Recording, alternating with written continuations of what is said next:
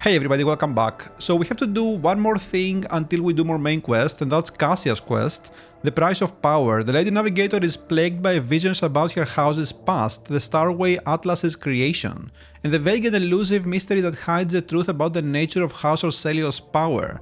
Cassia has asked us to follow her visions so that she may expose the past and understand her true purpose in this world. She intends to recreate Tisiphone Orsellio's rituals from her visions in order to find the way to the physical palace of the Atlas. Okay. Let's see what this is. I think we're right next to it. Yeah. Oh no, not another one of these. Sanctum Navis Exterior Observation Chambers. Witness interrogation Vox records conducted by upper deck enforcers? Wait, what? 10 chronometer turns since the incident. Witness Hide on something. You claim that you left the Sanctum Navis on the Lady Navigator's orders? Affirmative. This unit acted in accordance with Maintenance Protocol. Step 1. Sense the sacred mechanisms for the duration of 15 chronometer turns. Step 2. You failed to inform the bridge about the imminent jump. I want to know why. Data unavailable. The Lady Navigator ordered that she be connected to the voidship, but she did not order the preparation of the machine spirits for warp translation. Cause: a ritual that cannot be identified by this unit's capabilities. This unit received the command to interrupt Protocol TRN and exit the Sanctum Navis. 30 chronometer turns. No, please, not the fingers. I'm gonna break one for every word of a lie I hear coming from your mouth. Now talk. But please, you have to believe me. All we did was prepare the canvas and mix the Lady Navigator's blood into the paints. Then we were told to lock open the shutters so the Lord Captain could see everything that was going on inside the Sanctum Navis from the observation chambers. And... grok shit! Armaglass can't shield you from warp horrors. I swear it on my soul and the Golden Throne, Master Enforcer. The Lady Navigator only wanted to paint a picture for a ritual or some such. That's all I know. She wasn't going to use the power in her eye, but I still got as far away from there as I could. That's all I saw, I'm telling you. 50 chronometer turns. We performed an emergency warp jump, barely activated the Geller field in time, and now we're being dragged to the throne knows where by an unknown force. The Lady Navigator and the Lord Captain are still unaccounted for. Now tell me, one more time. What transpired in the Sanctum Navis? I escorted the Lord Captain to the observation chambers and yelled at the servant for leaving the shutters open, but then I was told it was on the Rock Trader's orders. We could see the Lady Navigator clearly through the armaglass. She was lost in thought, staring at the canvas in front of her. She looked like she was completely unaware of the world around her. Soon, the servants were ordered to leave the Sanctum Navis, and the Lady Navigator picked up her brush. Entranced, she started dragging it across the canvas, painting one image after another, and another one over the last, and another, and then the Lord Captain noticed it. There was a thing on the other side. The picture, covered in a layer of fresh blood, was coming to life, but the Lady Navigator was oblivious. That is when the Lord Captain... So this is what Cassia said to us earlier, right? That we have to do this alone? I guess we... called out to Lady Cassia? Startled by the Lord Captain's cry, the Lady Navigator answered. That's when I realized it. The armaglass between us and the Sanctum Navis was gone, and the things in the painting, they broke free. And what happened next? I barely remember a thing. There was a bright flash, a purple blare. I remember feeling so scared that my knees were shaking. I remember my legs carrying me away like they had a mind of their own. As I ran, I heard screams behind me. The Lord Captain and Lady Cassia, they... Oh god, Emperor, the creatures, they pulled them both inside the painting. Sir? Mistress Voxmaster, I have a report that needs to be delivered to the senior officers. The Lord Captain and the Lady Navigator were lost during the emergency warp jump. Their whereabouts are still unknown. I'm sending you the interrogation reports. End of recording. So... okay. Tisiphone Orsellio's ritual did not go as planned. The warp disturbance triggered by the Lady Navigator's trance washed over the Sanctum Navis. The voidship's machine spirits reacted to the surge of the Imperium and interpreted all as a call to action. Thus did the emergency jump into the unknown begin.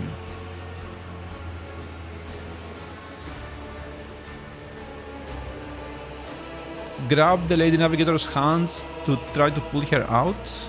The Lord Captain pulled Cassia closer. After a while the creatures eased their onslaught and Cassia crashed into the Lord Captain, knocking him on his feet, or off his feet. The Lord Captain felt a sharp pain in his side as Cassia's cogita brass pierced his flesh during the fall. A moment later, Cassia was sucked into the air and pulled inside the canvas. Instants later, the Rock Trader himself was plunged into the depths of the world the Lady Navigator had created. Is this Ashes of Ariandel? Mrayse awoke, finding himself in the middle of a gigantic, boundless, billowing nothingness. His body felt weightless, floating in a void strewn with hundreds of the Lady Navigator's colors, some of them bright, warm and alluring, others morose, cold and heavy. The Lord Captain reached for the bright colors. Mrayse plunged into a river of bright hues and flashes of rosy, sunset and lilac carried him down the dazzling stream. Before long, the Lord Captain was standing in an idyllic garden permeated with a fragrance of flowers and the singing of birds.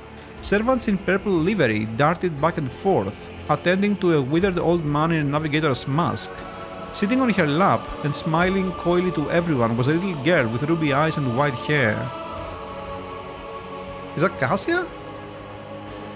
Be a good little girl, my child, until the day we meet again. With trembling hands, the woman handed the girl to a navigator in laboratory attire. I am out of time.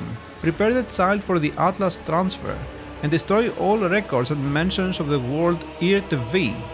None must learn of that which took place here. And remember, her body must grow strong for it to accept my power, and once I have returned, loyalty will be rewarded. Huh. So wait, Tisiphone wants to come back to life through Cassia? This kinda reminds me of Malazan, the Book of the Fallen. The memory dissipated and a gust of silvery wind hurled the Lord Captain back into the ocean of nothingness. But this time, the nothingness felt dismal.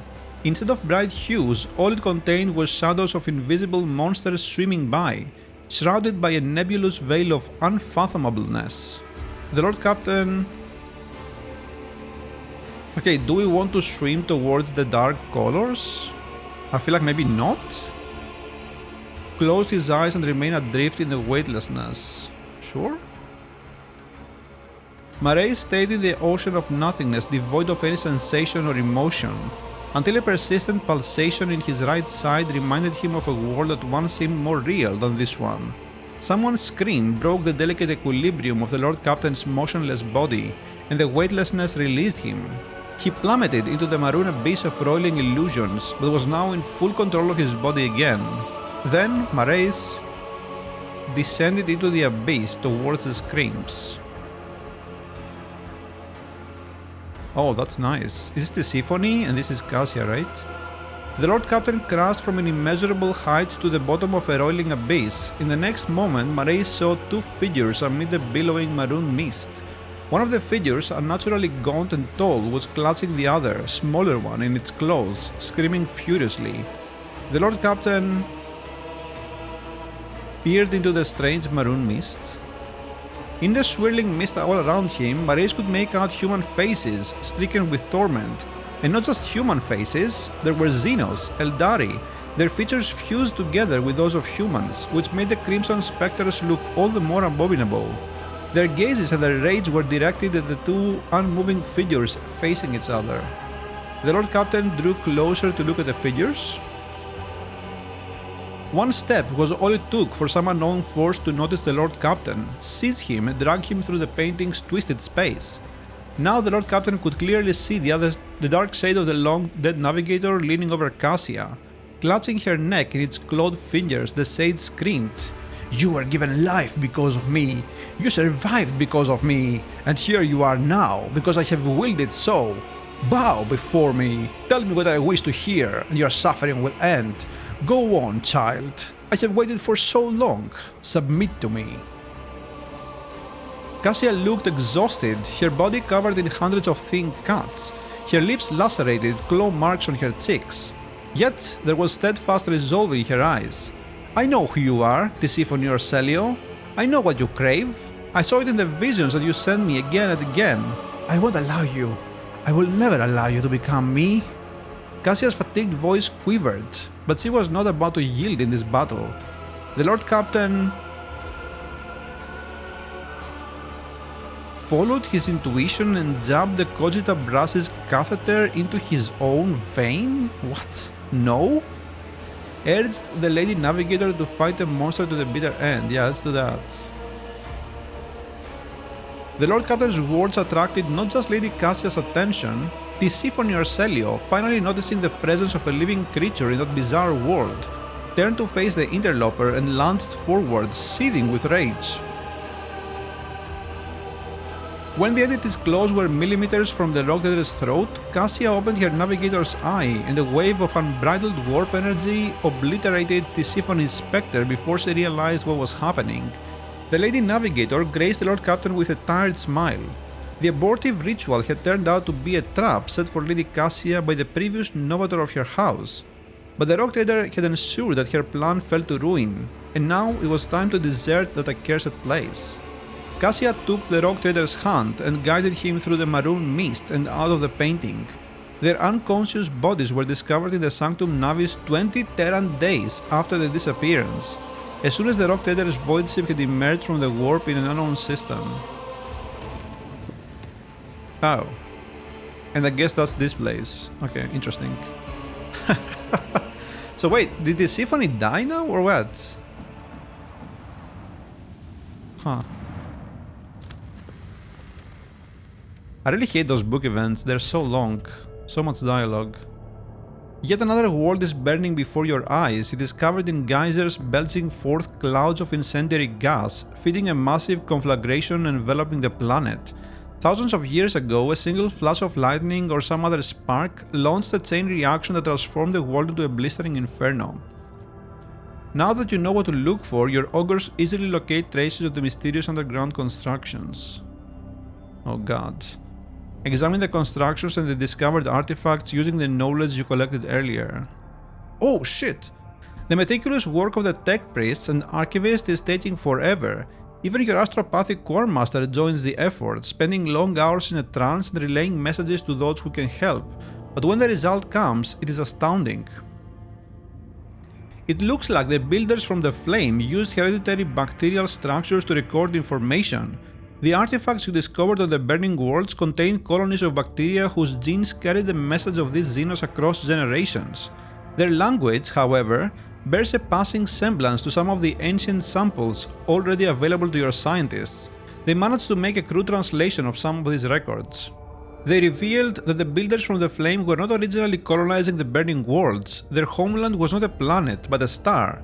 It is hard to imagine what the creatures that evolved in the burning ocean of a faraway sun may have looked like, but one day their peaceful existence came to an end.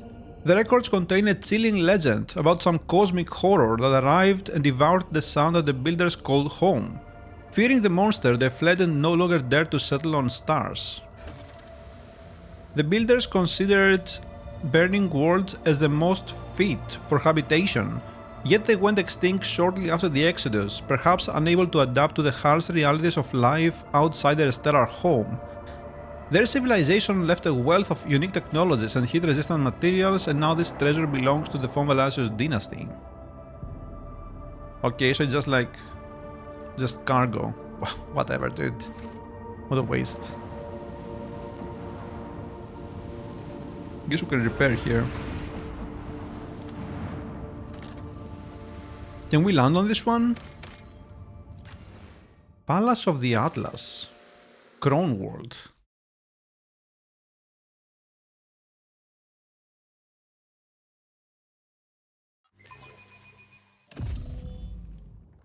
Oh damn, what is this? Oh wait. A blood-soaked sunset of gold and crimson burns within your soul, but the rest of your colors have faded to gray. Decayed pages. House Orselio need not know what is taking place here. The navigators are frightened enough by its power as it is. The last experiment left 3 from the Setala clan without a shred of reason. Empty cells will bring no glory to House Orselio or its lesser branch. We shall carry on. At last we have managed to implant the artifact in subjects who can wield its power. Perhaps all the navigators who perished in the agonizing torrent of energy were merely a symptom of our decline. I am tired of counting the dead. The weak have no place among those who have harnessed the Atlas.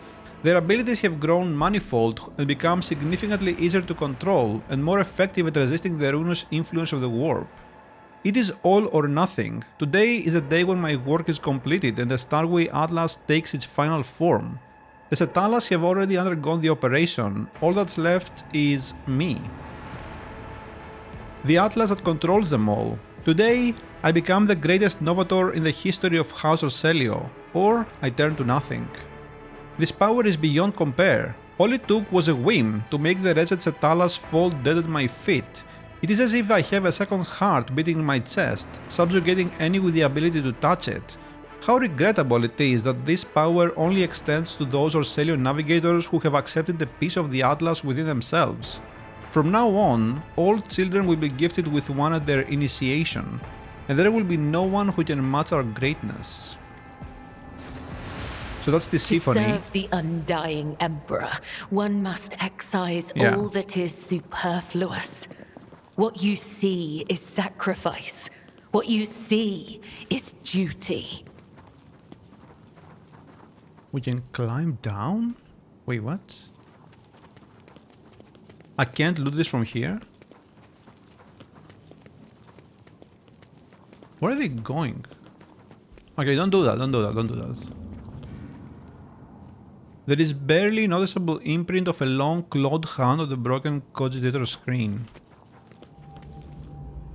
The Eldari Sanctum is blemished by human presence. In their pursuit of ancient secrets, the navigators had no qualms about filling the ruins with machinery and supplies. Also, this is an Eldari camp. There's a gate here as well. The Orselio navigators left no stone unturned in this Eldari temple. It is as if they're looking for something that they could just not find.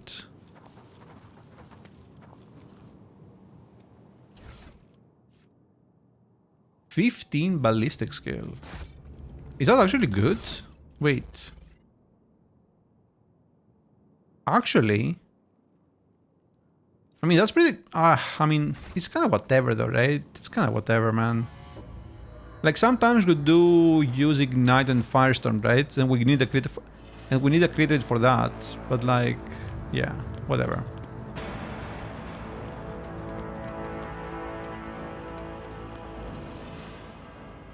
Kane's Revenge.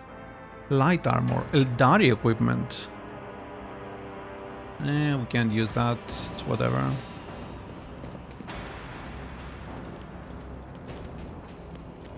Nice.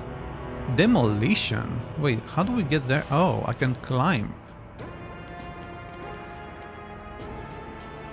Oh, I got this.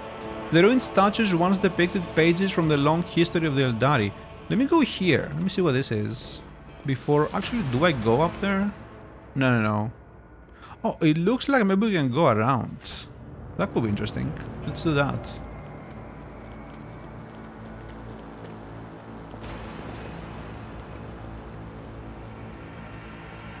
Yeah. Oh, never mind. Plasma ring. Chorus of battle. Yeah, unfortunately we don't have a sniper, so... Wait, where is everyone?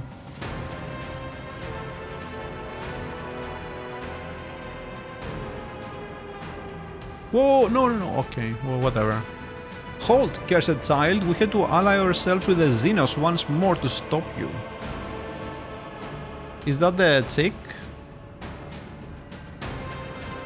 No matter, it is a small price to pay for the liberation of House Orselio from the chains of tyranny. Yeah, it has to be her, right? I don't remember her name. Oh. Who is that? Is that... Begone, renegades. We followed the Atlas's call in your wake, child. Stand with us. House Orselio will not trade Tisiphon's legacy for the false ideals of blind fools. What is this? What? What is happening? Ugh.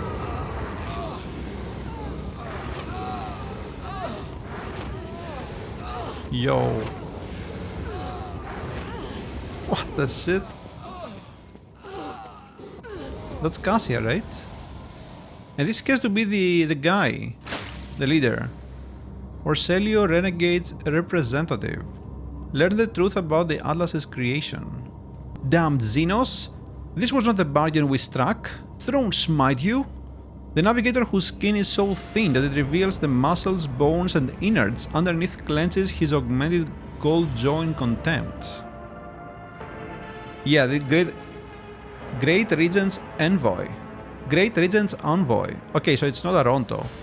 What is this? The rock trader and the traitors to the house have lured the child into a trap set by Xenos? I wish my eyes were deceiving me, but now I can see clearly that Great Regent Aronto was right to send us after your vessel. The sturdily built woman is armed with a pistol, and yet there are signs of exhaustion in her posture. Her face is hidden behind a gem-encrusted three-eyed mask, and her elaborate Navis nobility vestments are stained with dried blood and other evidence of recent combat. How did you get here? It was not easy to follow you through the raging storm. However, the connection to the child's Atlas works both ways. We braved the tempest with nothing but the call of the Atlas to guide us, and we made it. It doesn't matter if it costs us many lives to do so. You will stop defiling the remains of the hallowed ground of our ancestors with your semblance of speech monkey. Troop master. Oh wait, who is that? Ha! What? The Harlequin's bright clothes? The Harlequin. So he's like the other dude that we killed. The final act will soon unfold where you will pay for the deeds of your ancestors. Stay put and await for the puppeteer to pull at your strings. So we do finally meet the puppeteer that we heard about in Komora? Why? Why are there Xenos ruins where the Palace of Atlas should be? Why is this place coated in an impenetrable black mist? I'm suffocating. Cassia clutches her breastplate near where her Atlas is, her voice feeble and trembling. So the Atlas is probably like an Eldari creation, right, or something? Three-eyed monkey who sees into Sha'il. The taint of your ancestors has begun to consume your body and soul. Pathetic fools with an insatiable lust for power that is not yours. Ending your misery will be merciful.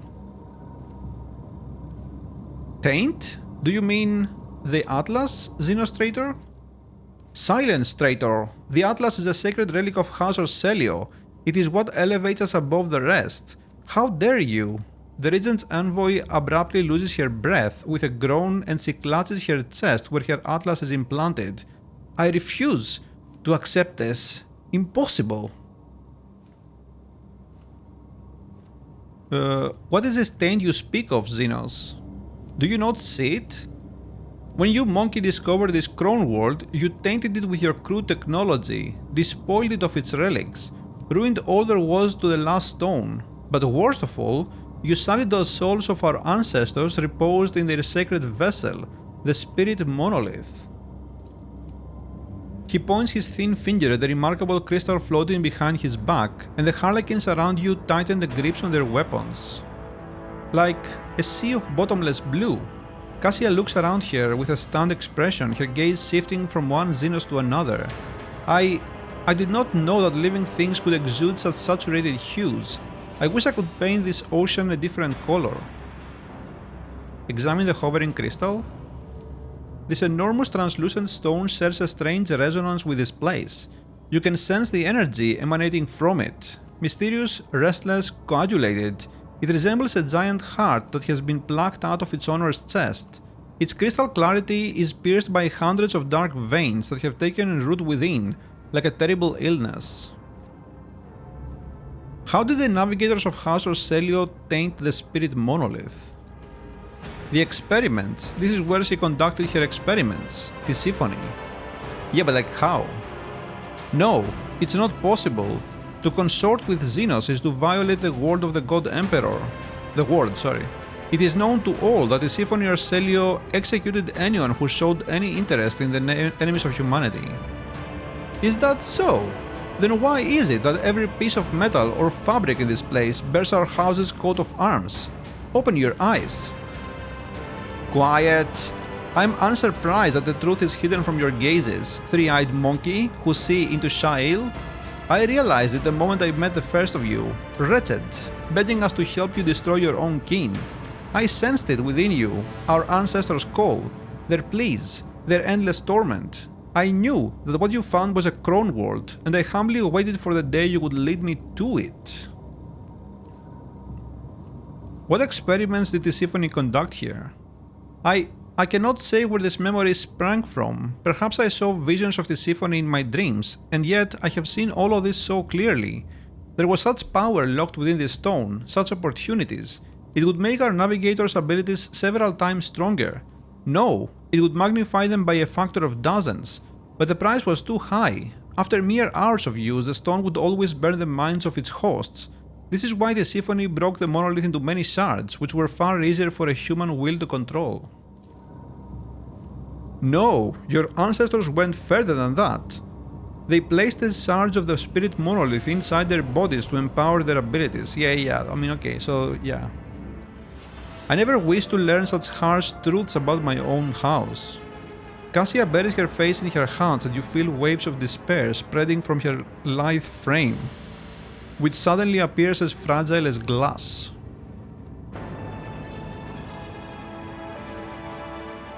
Neither Theodora nor Tisiphone was infallible, but that doesn't mean we are powerless to rectify the errors of our ancestors. There is no shame in using Xenos powers for the good of the Imperium. Yeah? My whole life I have been taught to honor the Emperor and his light that illuminates our way in the darkness of the Sea of Souls, a place of horror and torment. I have been told that all heresy must be eradicated lest its weeds spread deep inside human soul. I am one such weed, Lord Captain, and so is all of House Roselio. You are more than just a tyrant's heir. You are a successor to a mad heretic, a betrayer of the faith. You must be destroyed, you and the Atlas, once and for all. You think the solution is so easy, don't you, monkey? When you die, your souls become captives inside the spirit monolith. This process is deranging to our ancestors who have served as the monolith's guardians for eons. It is equally agonizing to the souls of your dead, and the more monkey souls the monolith absorbs, the more volatile it becomes.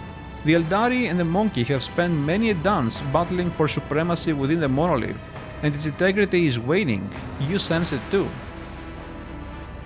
The only way to free our ancestors from the pain is to separate the monkey taint from the spirit monolith. My troop is here to perform just that. We will all play our part today, and when the final act of this age-long tragedy begins, the monkey players will exit this world's stage. Sinister shadows dance on the Harlequin's mask as he draws an unknown device from his sleeve.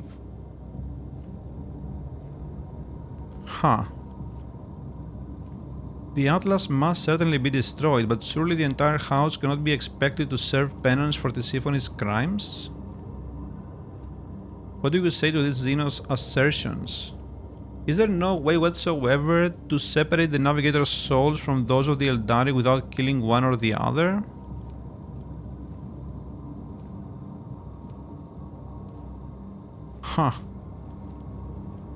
We could do the last one. I will not stand here and let some duplicitous Xenos slaughter Navigators of the Imperium. But I feel like that's the easy way out. What does Cassia think about this? I cannot change the past, it is true, nor can I change the fact that my house is forever tainted with disgrace born of Tisiphone or Celio's hubris. Yet all of us here today have the power to change the future and halt the unending suffering that is drowning both your kin and mine. You? You suggest that the monkey and the Eldari change the future together? I must admit, my leading lady, I'm confounded by your audacity. Go on. My Atlas, if you can free the phantoms of my house from the spirit monolith, guide them to enter my Atlas. Their experience and wisdom will help steer House Orselio onto the path of truth, and allow future generations to avoid the calamitous pitfalls of their forebears.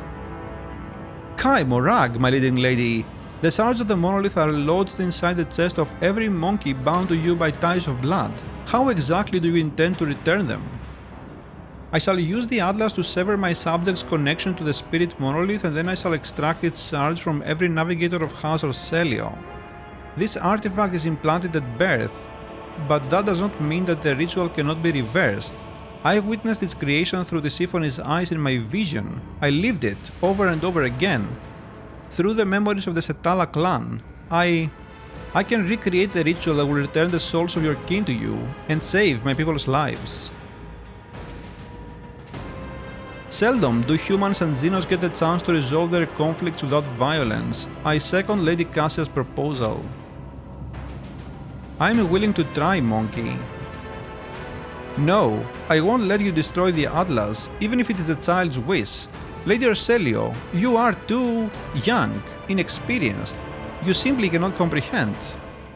You address the future Novator of House Orselio, one who survived the massacre of Urak V, who has lived following an attempt on her life at the Palace of Dargonus, who has restored her house's stability in what scant time she has been free, while you, all of you, have spent years destroying it from within.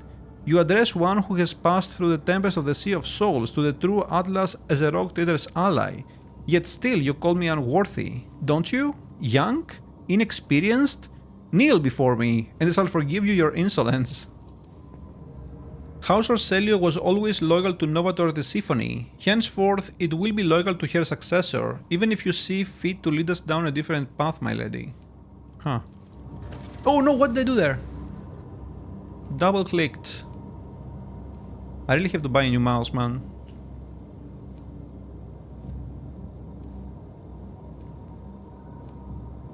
Okay. I'm not sure what we're about to do here. Ah, I can feel it again, the tranquility. The ancestral souls have found peace, and corruption no longer endangers the monolith or this world. Remember our agreement, Cassia Orselio. We will soon meet in this place again so that you can give us the shards. And now, be gone from our world, monkey. Wait, that's it? Talk to Cassia on the ship. We have to come back here? You have played your part well, Elan Tak. The performance is ended. Now leave the stage and never return. The purified monolith shines like a guiding star, and waves of calm and relief wash over the hearts of those who step close. Flickering dancer. I mean, I can imagine this fight will be hard. I think this is kinda cool. Maybe we see what happens, if anything. Let's go talk to Cassia on the ship. Oh, how nice of you to grace me with your presence. I was just thinking back to our journey to the Palace of the Atlas. That is, to the world of Xenos. Remembering that most reckless act has enveloped my mind in a whole palette of hues. But when I think of the great risk you took for House Orselio's and my own sake, an azure shawl instantly descends on my shoulders, and amber sparks flash inside my soul. Please accept my sincerest gratitude. Why did she laugh there? So now you are the full-fledged Novator of House Orselio? You of all people should know that succession is a lengthy and tiresome process. While my entire house is busy preparing for a grand council at which I am to ceremonially inherit the late Tisiphone's title, I have decided to remain by your side, to relish just a little more of this carefree liberty. For as soon as I am summoned to do my duty, we must say our farewells. Okay.